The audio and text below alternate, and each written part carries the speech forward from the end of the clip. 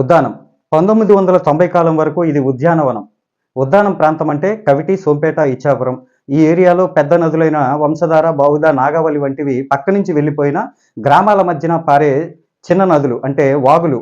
సోంపేట సమీపంలో వర్షాకాలంలో పొంగిపొర్లే మల్లవాగు గాని, అలాగే కవిటి మండల పరిసరాల్లో సముద్రంలో కలిసే అంటే సీజనల్ స్ట్రీమ్ పెద్దగాం వాగు, అలాగే వర్షాకాలంలో పొలాలకు నీరిచ్చే జామ్ వాగు, బారువా వాగు, గుల్లవాగు, దండుగెడ్డ ఇలా ఎన్నో. నిజం చెప్పాలంటే ఉద్దానం తీర ప్రాంత నదుల కంటే ఇలాంటి వాగులు, చెరువులు ఈ ప్రవాహాల మీదే ఎక్కువగా ఆధారపడి అక్కడ పంట సాగు జరుగుతూ ఉంటుంది.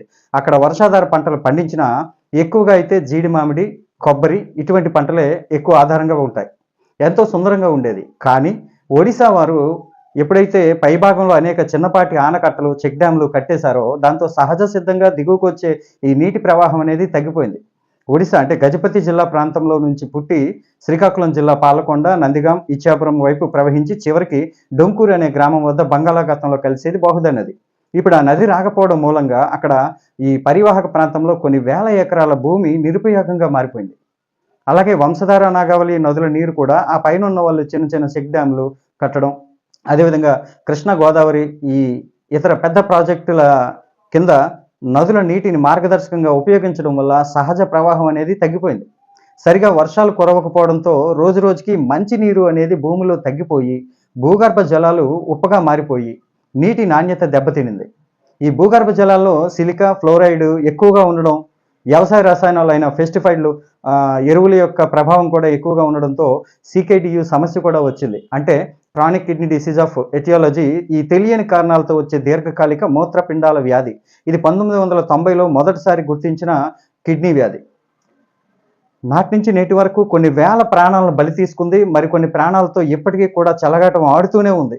అయితే 1990లలో వైద్యులు, పరిశోధకులు గమనించిన ఈ వ్యాధి పైన ప్రభుత్వం వైద్య శాఖ ఏ స్థాయిలో అంటే స్పష్టమైన దృష్టి ఎప్పుడు పెట్టిందంటే 2000 ఆ ప్రారంభంలో పెట్టింది. దీన్ని ఉద్దానం కిడ్నీ వ్యాధిగా గుర్తించి 2013లో కూడా ఒకసారి ఈ వ్యాధి గురించి ఉద్దానం నెప్రోపతి అనే పేరుతో హాంకాంగ్లో జరిగిన అంతర్జాతీయ నెప్రాలజీ సదస్సులో కూడా చర్చించబడింది.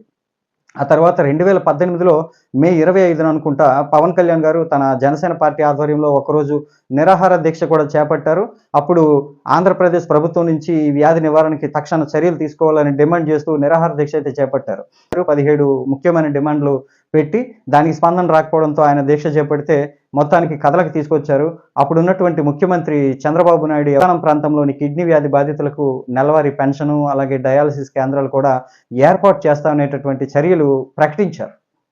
ఆ తర్వాత వచ్చిన వైఎస్ఆర్సీపీ జగన్ ప్రభుత్వం కిడ్నీ వ్యాధితో బాధపడుతున్న రోగులకి నెలవారీ సామాజిక భద్రతా పెన్షన్ కింద 10,000 రూపాయలు ఇవ్వడం ప్రారంభించింది. 200 కోట్లతో పలాసలో 200 బెడ్ల సామర్థ్యం కలిగిన సూపర్ స్పెషాలిటీ ఆసుపత్రిని కూడా ఏర్పాటు చేసింది. ఈ ఆసుపత్రిలో కిడ్నీ రీసెర్చ్ సెంటర్, అలాగే డయాలసిస్ యూనిట్లు కూడా ఉన్నాయి.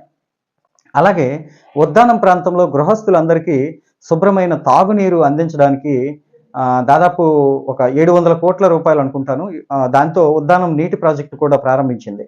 ఈ చర్యలు ఉద్దానం ప్రాంతంలో కిడ్నీ వ్యాధి బాధితులకి కొంత ఉపశమనం అయితే కలిగించాయనే చెప్పాలి. అయితే ఉద్దానం ప్రజల అవస్థలను కాదు, దుర్భర పరిస్థితులను మొదటగా పవన్ కళ్యాణ్ గుర్తించారు, ప్రపంచం ముందు పెట్టారు. ఎంతో కొంత ఆయన చేసిన ఆ తరువాత వచ్చినటువంటి వైఎస్ఆర్సీపీ ప్రభుత్వం మాత్రం గట్టి చర్యలే తీసుకుంది. కానీ అక్కడ రాజభోజ్యం అనుభవించే ఒక్క స్థానిక ఎమ్మెల్యే కూడా ఈ విషయం మీద అసెంబ్లీలో లేదా లోక్సభలో చర్చించకపోవడం ఉద్దానం ప్రజల నిస్సహాయతకి ఒక నిదర్శనం అని చెప్పొచ్చు. కానీ చుట్టూ సముద్ర తీరం కలిగిన ఉద్దానం ప్రాంతానికి నీరు ప్రధానమైన సమస్య మాత్రమే కాదు, ఈ నీరు కిడ్నీ వ్యాధి కారణాల్లో కూడా ఒక ప్రధానమైన సమస్య. ఎన్నో నదులను అనుసంధానం చేసిన ప్రభుత్వాలు అవసరమైతే ఆ ఒడిశా అధికారులతో మాట్లాడైనా కానీ ఆ గంగను ఈ నేల మీద కనుక పారించినట్లయితే, ఈ నేలను మళ్ళీ ఫ్లోరైడ్ రహిత నేలగా మారిస్తే కనుక ఈ ప్రభుత్వం సమస్యపై మరింత పరిశోధన, మరింత చర్యలు కూడా తీసుకుంటే కనుక ఎంతో బాగుంటుందని ఇక్కడ ప్రజలైతే కోరుకుంటున్నారు.